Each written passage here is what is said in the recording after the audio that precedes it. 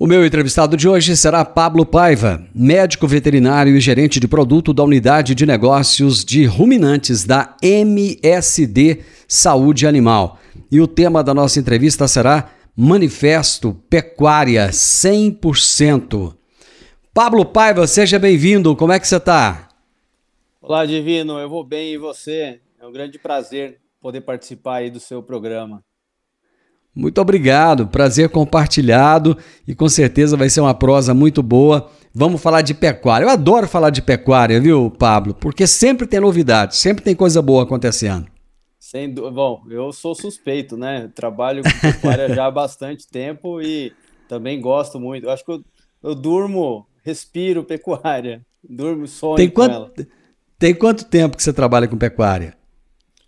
Profissional, eu trabalho na atividade já há 20 anos, né, como médico veterinário, mas estou na atividade desde criança, né? Meu avô era, igual eu falo, meu avô era catireiro de gado, né, sul de Minas. Ah, Então era? eu cresci nesse meio, né? Então desde pequeno. Mas seu avô ele buscava gado. Tinha muita gente que buscava gado aqui em Goiás e levava para Minas. Cara, eram meses andando com aquele gado. Era uma Sim, luta. eu não sei muito a origem, mas meu avô comprava e vendia gado ali no sul de Minas por muitos anos, né? Enfim, mas tinha realmente esse movimento do gado ir daqui para Goiás, volta para cá, enfim, o gado fez o Brasil, né? Fez o Brasil. Fez o Brasil. Eu vejo hoje tanta resistência à pecuária, né? Tanta gente falando mal da pecuária, falando mal da carne bovina. Cara, dá uma dor no coração, sabe? Pensar que esse Brasil foi forjado em cima disso e hoje as pessoas falam sem conhecimento nenhum, né, Pablo? Pois é, esse é um ponto bastante importante, Divino. Se a gente for olhar, eu sempre faço esse paralelo. O Brasil foi descoberto em 1500. Então, assim, a gente tem uma atividade pecuária no Brasil que ela tem 500 anos.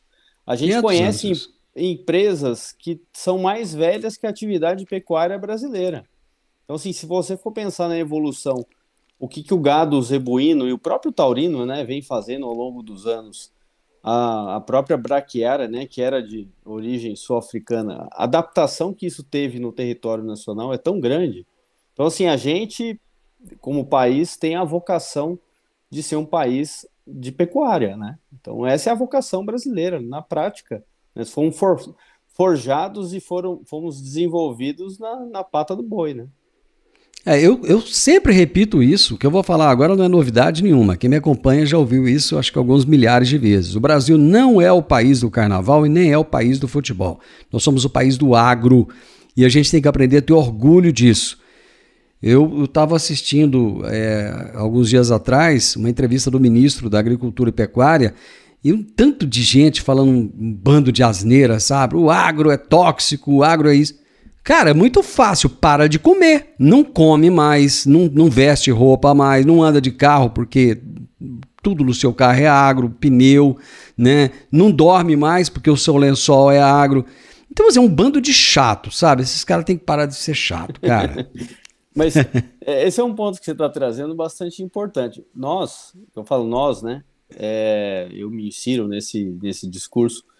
A gente tem que vender o agro bem. Eu acho que assim, a gente tem que sair um pouco dessa história do confronto, mas vender o que o agro tem de positivo, né? Eu, pelo menos, Isso. sempre procuro fazer isso e eu acho que a gente vai viver cada vez mais para frente uma evolução gigantesca na pecuária,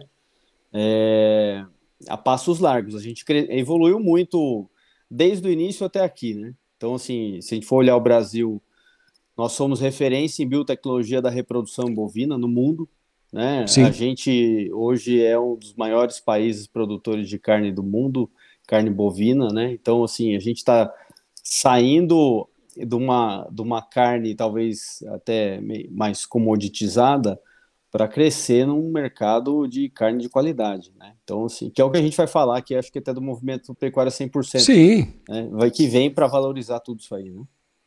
Quando eu era menino, minha mãe falava assim, vai lá no açougue e compra uma carne de segunda boa. Então, Carne de vaca, né? É uma carne, velho. Compra uma carne de segunda boa. Cara, acabou esse negócio de carne de segunda. Carne é carne. Né? Carne é carne. Né? Mas vamos falar aqui um pouco da MSD Saúde Animal. Como é que você foi parar nessa empresa e quem é essa empresa? Puxa, a MSD Saúde Animal é uma empresa que está no Brasil há muitos anos, é uma empresa norte-americana, né, de formação, a Merck, né, farmacêutica humana, e tem o seu braço MSD Saúde Animal como a área farmacêutica veterinária no seu negócio, né? Aqui no Brasil a gente já está há muitos anos, né?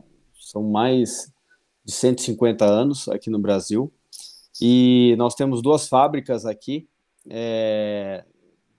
uma fábrica em Cruzeiro, aqui no estado de São Paulo, temos uma fábrica em Montes Claros, em Minas, e a gente tem uma unidade fabril que veio com a aquisição da Allflex, que fica em Joinville, né? A Allflex é uma empresa que trabalhou há muito tempo com a questão de identificação e monitoramento, e aí a MSD adquiriu as atividades da Allflex já faz um tempinho. Então nós temos duas fábricas e a Allflex pode ser considerado 3 unidades fabris aqui no Brasil, né? É uma empresa líder no segmento, né, de saúde animal, e que vem contribuindo aí com a evolução da pecuária por muitos anos, né? A gente tem marcas aí muito consagradas quando a gente vai pensar na parte, no negócio de ruminantes, né? Que estão no dia a dia do pecuarista aí, na atividade, né? Ô Pablo, vocês lançaram um manifesto que se chama Pecuária 100%. O que é esse manifesto? Qual o objetivo dele? Divino, a gente está num momento de pecuária muito, muito importante. O que eu falo, o movimento Pecuária 100%, ele vem como uma forma de valorização da atividade da pecuária, né? Todo esse contexto que a gente estava contando de evolução, da adaptação da atividade pecuária no Brasil, e ele vem chamar a atenção o porquê que a gente precisa continuar sendo 100%. A gente está o Brasil tem um plano que chama PNEFA, que é o Plano Nacional de Erradicação da Febre Aftosa, que ele prevê que em 2026 o Brasil vai ser livre de vacinação, livre de aftosa sem vacinação. E para isso a gente está num processo, né, em vários estados estão parando a vacinação. Esse ano a gente deve ter em torno de 60% do rebanho nacional já sem vacinação. Isso é um ponto importante, porque tradicionalmente o pecuarista usava o maio e novembro, que eram os meses de vacinação contra a febre aftosa, para realizar diversos manejos, né? Uma vermifugação, uma vacinação contra carbúnculo, às vezes até a parte de inventário do próprio gado era feito nesse momento, né? Com a parada da vacinação, isso representa uma oportunidade para o Brasil, porque isso mostra que o nosso status sanitário ele é bom, a ponto da gente poder parar a vacinação da aftosa, mas a gente tem outras oportunidades que acendem aí um alerta para o pecuarista. E quando eu falo oportunidades, tem oportunidade de melhorar a produtividade, de manter o controle sanitário 100% ou evoluir ele, mas também buscar oportunidade de crescer em sanidade, ou seja, ser 100% na parte de saúde animal, identificação, bem-estar e sustentabilidade. Então, são 4 pilares muito fortes no movimento Pecuária 100% que vão ajudar a pecuária na sua evolução nos próximos anos. Ô Pablo, você acha que pode acontecer um relaxamento? Eu não sei se a palavra seria essa, mas assim, de repente o produtor não tem mais o pecuarista não tem mais que vacinar e tal, então ele acaba entrando numa zona de conforto e não tendo esses cuidados que ele tinha, né, já tradicionalmente? Eu acho que pode acontecer, o movimento Pecuária 100% vem exatamente para reforçar essa comunicação, né? Para evitar que isso aconteça. Para evitar que isso aconteça, né? Porque o maio e novembro são manejos tradicionais. Agora, se a gente for pensar na atividade pecuária, ela é de certa forma complexa, né? Então a gente tem atividade de cria, recria, engorda, tem fazenda que faz tudo, enfim, e isso vai abrir a oportunidade da gente conversar quais são os cuidados nas diversas categorias, né? Então, assim, é uma evolução profissional do que a gente vai ter com a pecuária, né? Pensando nos próximos anos. É óbvio que, assim, a gente já viu algumas experiências anteriores. Vou dar um exemplo, né? O estado de Santa Catarina, no primeiro ano, quando eles pararam a vacinação, foi o primeiro estado a parar, a gente observou um aumento na mortalidade dos animais, chegando a 7%. Desses 7% do rebanho, a maior parte desses animais que morriam eram animais que morriam por clostridiose, que é o carbúnculo, né? Então, assim, precisa estar atento nisso. Vacina contra carbúnculo é uma vacina de baixo investimento que protege um patrimônio muito importante, que é o rebanho do pecuarista, né? Então, tem que tomar muita atenção com isso. Você não acha que tinha que ter uma obrigatoriedade? Por exemplo, a Agrodefesa aqui em Goiás, eles exigem a obrigatoriedade da vacina contra a raiva. Contra a raiva em função de morcegos. Então, quando tinha que vacinar para a aftosa, já fazia também essa vacina contra a raiva. Agora que não tem mais, eles estão reforçando que tem que fazer a vacina contra a raiva. Não deveria haver um trabalho de conscientização nesse sentido? Eu acho que assim, eu até não falaria de obrigatoriedade. Eu acho que sim, o trabalho de conscientização ele é importante, né? A gente tem dois cenários, né? Quando a gente trata de zoonose, né? No caso da raiva, aí eu acho que tem esse trabalho do órgão estadual, órgão público, né? De trabalhar, conscientizar e obrigar a questão da vacinação. Mas quando a gente vai para outro cenário, né, às vezes de problemas, de doenças que impactam na produtividade, o órgão, acho que aí tem um trabalho do pecuarista, né? O pecuarista tem uma função muito importante nessa evolução, né? Aliás, assim, a pecuária chegou muito aonde ela chegou pelo próprio trabalho dos pecuaristas, né? Lógico. Com certeza. Quais são os cuidados necessários, Pablo, que devem ser mantidos para minimizar os impactos do fim da obrigatoriedade da vacinação contra a fitose? Tem algumas oportunidades que a gente precisa continuar atento ou até melhorar. Dá um exemplo, o controle de parasitas, né? O controle de parasitas, a gente estima que causa um prejuízo para o Brasil de 14 bilhões de dólares, tá? Metade disso, 7 bilhões, é causado pela verminose. É um número, de certa forma, difícil, às vezes, do pecuarista entender, né?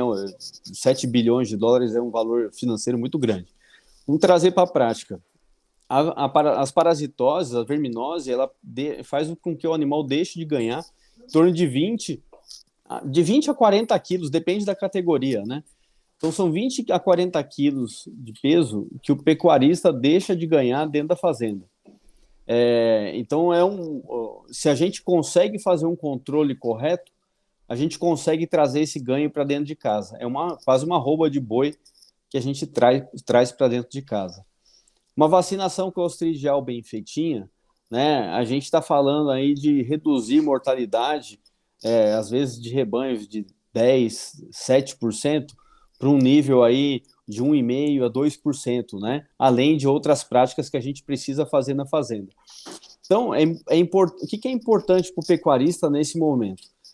Se conscientizar que ele precisa implementar um calendário sanitário, né? A gente falou muito nesses últimos anos, né, de vacinação, pela questão do Covid que a gente passou, né? E isso também precisa ser levado em consideração quando a gente pensa no rebanho. Fazer um calendário sanitário não é só um calendário de vacinação, mas é um calendário que vai organizar a gestão da fazenda, os manejos e também a utilização dos produtos mais importantes, pensando nas categorias que a gente tem na fazenda, né? Então, a gente está num momento muito importante para a gente levar essa democratização do calendário sanitário. O pecuarista está familiarizado com esse calendário? Já é uma prática ou é algo que tem que ser trabalhado e construído, principalmente daqueles mais tradicionais, aqueles que estão mais tempo na atividade? O calendário sanitário, de certa forma, se a gente for pensar no manejo de maio e novembro, o pecuarista está familiarizado com isso. Só que maio e novembro, às vezes, não são meses, isso falado até pela comunidade científica, não são meses, às vezes, ideais de manejo, pensando no controle de parasita ou no controle de clostridiose, próprio manejo de brucelose. Então, assim, pensando na prática, ele estaria habituado no cuidado de em pequenos manejos. Só que isso, o calendário sanitário, ele é algo mais elaborado, né? Então, a gente precisa trabalhar nessa conscientização de pecuaristas e técnicos, né? E aí eu chamo um pouco a responsabilidade dos médicos veterinários nesse momento, né? E outros técnicos, dos próprios canais comerciais, de poder orientar o pecuarista de uma forma correta. E o movimento Pecuária 100% vem exatamente nesse sentido. Dentro lá da nossa página do Pecuária 100%, tem toda a descrição, o que é o movimento e tal, e o pecuarista consegue fazer um calendário sanitário personalizado. Então, ele consegue lá entrar na nossa página, fazer o seu calendário por categoria, dividido lá em bezerro no pré-desmame, no desmame, animais adultos, animais de terminação, quais os principais cuidados pelos meses do ano. Então, é onde a gente consegue organizar. Dá um exemplo prático. Uma fazenda de cria, quando é que ela começa a estação reprodutiva dela? Então, se ela começa lá em agosto, setembro, outubro, a gente vai ter nascimentos muito concentrados de julho até outubro, provavelmente. Então, os desmames vão acontecer entre abril, maio e junho. Nesses momentos, a gente precisa ter essas épocas bem definidas para a gente elaborar o calendário sanitário para um controle de verminose, o manejo de maternidade, quando que a gente precisa ter o cuidado de vermifugação com as vacas, se a gente vai fazer isso no momento da IATF ou se é no desmame dos animais. Então, essa conversa, ela precisa ser reforçada, que é o que a gente quer fazer com o movimento Pecuária 100%. Então, é um ponto muito importante esse aí, do calendário, dessa democratização e desse entendimento. Qual é o site que ele pode entrar mesmo, que ele vai ver esse calendário aí que você disse? Ele vai entrar no site lá do msdsaudeanimal.com.br/pecuária 100.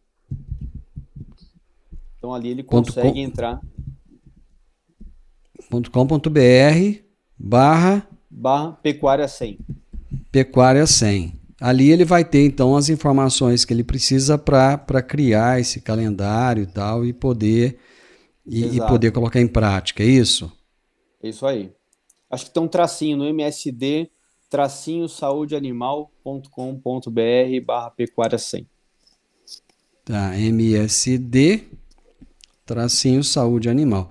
Eu tô fazendo questão de frisar isso aqui porque eu acho que é muito importante as pessoas poderem acessar. Quer dizer, toda ferramenta que puder ajudar, né?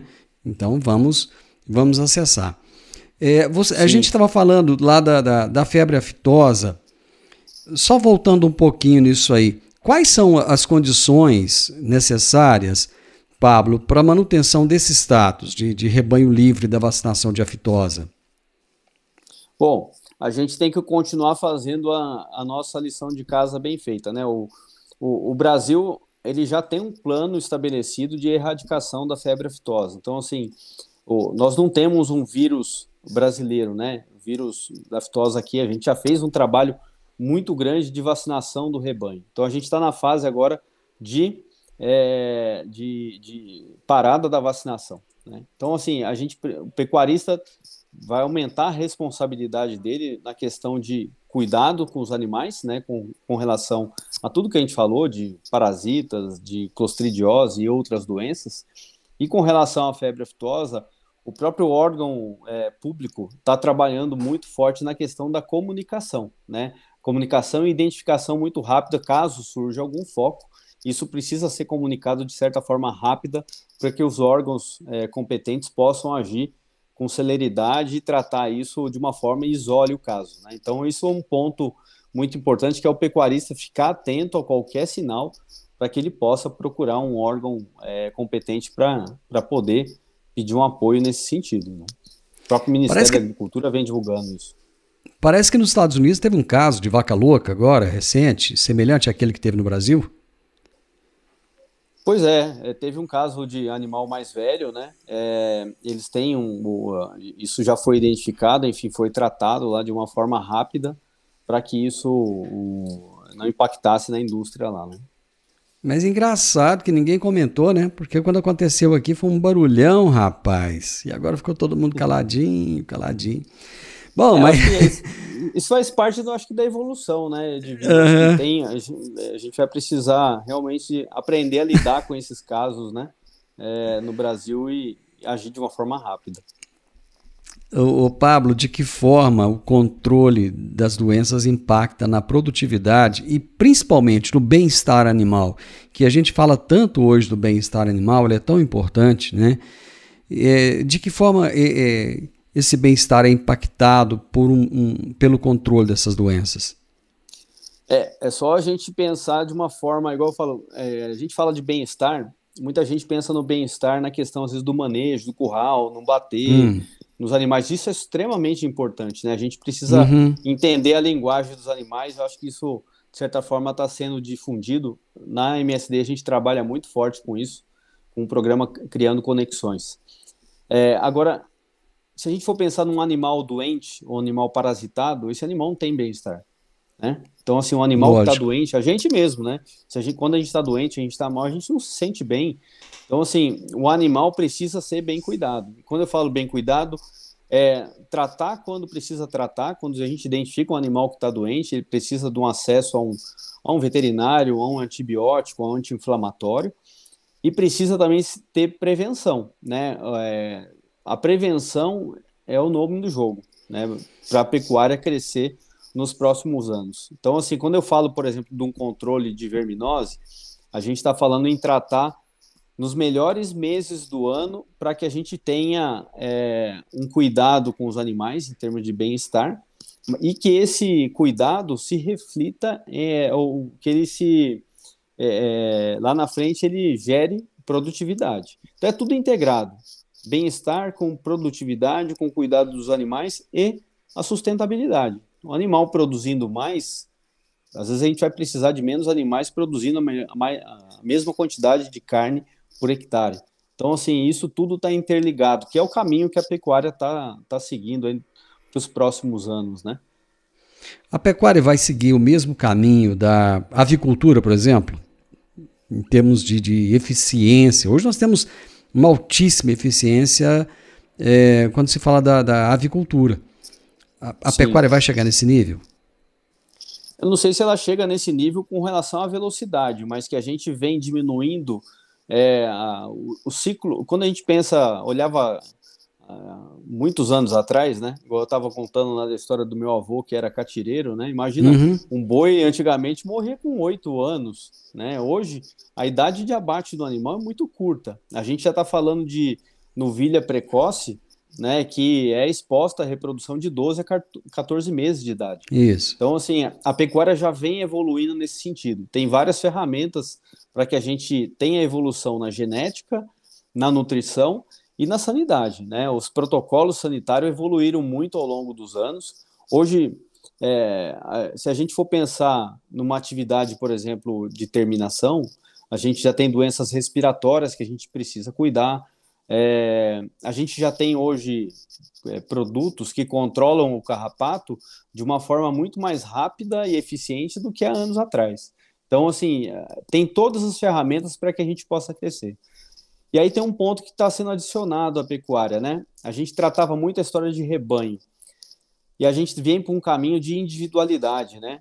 As ferramentas de identificação e monitoramento vão ajudar muito na questão da individualização dos animais, né? Então, é acompanhar a performance, ter mais dados de saúde, ligar os dados de saúde ao comportamento dos animais. Então, o caminho que a pecuária está tomando é um caminho de evolução muito grande, semelhante, acho que com todas as atividades de produção animal, que o que tem na avicultura, na suinocultura, todos acho que vão caminhar para esse lado de mais tecnologia, mais monitoramento nesse sentido. Pablo, como será a pecuária do futuro? Eu acredito que a pecuária do futuro é uma pecuária que vai ter muita informação na mão e que permita que o pecuarista tome decisões muito rápidas. Eu acredito muito nisso, né? Decisões rápidas em termos de qual caminho ele vai seguir em termos de investimento, de decisões rápidas para tratar os animais, qual é o melhor tratamento, né? E também de uma gestão muito melhor, né? Eu acho que a gente precisa se profissionalizar cada vez mais na questão de gestão. A pecuária é um negócio, né? E à medida que a gente vai evoluindo, a gente precisa ter ferramentas que ajudem esse pecuarista a tomar decisões, né? Eu acho que no movimento Pecuária 100%, de certa forma, a gente está fazendo uma parte muito importante, que é levar o conteúdo, né? Um negócio que eu não comentei aqui, Divino, a gente vai ter produções de videocasts mensais no Pecuária 100%, abordando esses temas importantes, né? E a gente vem fazendo atividades, reunindo pecuaristas, né? Acho que depois de todos esses anos que a gente ficou agora sem poder, às vezes, ter um contato próximo, né? Juntar pessoas, a gente vem fazendo isso esse ano com bastante intensidade, para discutir quais são os caminhos, quais são os cuidados, né, abordando esses temas que são importantes, que vão ajudar nessa evolução da pecuária nos próximos anos. Pablo, parabéns, sucesso nesse manifesto, vamos torcer para que a nossa pecuária cresça numa velocidade tão grande como a agricultura cresceu, né? A gente sabe dos desafios, mas felizmente está havendo uma renovação, né, na pecuária também, assim como tem acontecido na agricultura brasileira, e não é à toa que a gente é referência no mundo hoje, vamos continuar sendo cada vez mais. E parabéns pela iniciativa de vocês. Nós que agradecemos aí a oportunidade e deixo aqui o convite para os pecuaristas, né, a fazer parte conosco, né, pecuaristas, técnicos, todo mundo que trabalha com pecuária, se junte a nós no movimento Pecuária 100%, né? É o que vai ajudar a gente a crescer bastante nos próximos anos aí, em termos de atividade pecuária importante para o Brasil e para o mundo. Sucesso, vai me contando depois o que está acontecendo, o que está acontecendo de novidade e de que maneira vocês estão atingindo esse objetivo. Obrigado, viu? Obrigado pelo convite, Divino. Um grande abraço para você. Pois é, fica aí o convite para todo mundo conhecer esse manifesto, Pecuária 100%. Vamos fazer dessa pecuária nacional algo assim que nos encante cada vez mais, né? Que a gente possa ter orgulho cada dia mais da nossa pecuária, orgulho cada dia mais da nossa produção, orgulho cada dia mais da qualidade da nossa carne. Isso é muito importante. E eu conversei com o Pablo Paiva, que é médico veterinário e é gerente de produto da Unidade de Negócios de Ruminantes da MSD Saúde Animal. Se você gostou dessa nossa prosa, deixe o seu like, deixe o seu gostei, compartilhe. Conhecimento só tem valor quando é compartilhado, né? Deixe um comentário aí pra gente e se inscreva nesse canal. Um grande abraço para você e até a nossa próxima prosa. Tchau, tchau.